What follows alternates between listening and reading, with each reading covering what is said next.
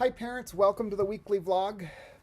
This week I want to talk about discipline. I've had some questions about discipline and what's appropriate and what's not appropriate, and how to navigate discipline with your child. So the first thing that when we talk about discipline or think about discipline, the first thing that's important to consider is what the need is behind your child's behavior.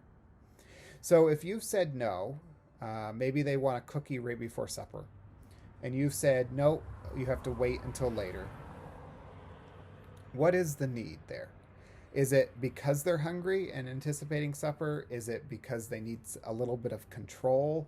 What is the true need? And so meeting that need is really, really important. Saying to them, you can't have a cookie right now, but we're going to eat supper in 15 minutes, and you can have a cookie later, is a good boundary to set.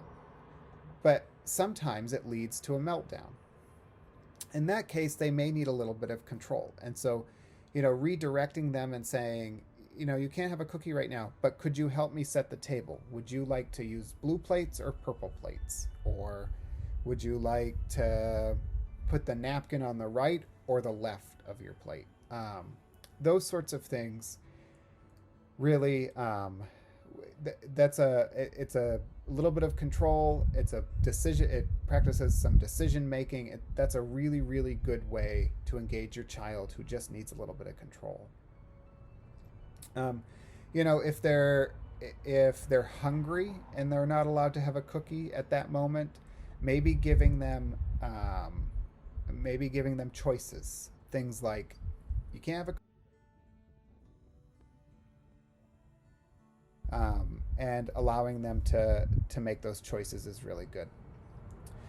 Um, Oftentimes, when a child requires some boundaries and you have to use some discipline, timeout is a really, really popular thing to use. It's a great consequence. What I would encourage you to do is to take it a step further, and instead of a timeout, practice time ins. This is done very easily. It's very similar to a timeout, except you don't leave the child alone. You sit with them. And if they try to engage with you, you say, when you have a calm body, I am happy to talk with you, and I'm happy to play with you. But you have to you have to calm yourself a little bit, and we can have a conversation and we can play. That allows for some connection, and it reminds your child that, number one, everybody gets overwhelmed and upset, and it's normal.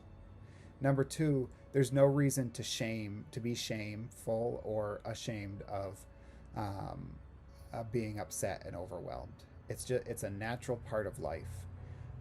And number three, you will not leave them alone even when they are overwhelmed. So, thank you very much. I hope you have a fantastic week. As always, if you have any questions, make sure to put them in the comments, and I would be happy to answer them. Have a great week.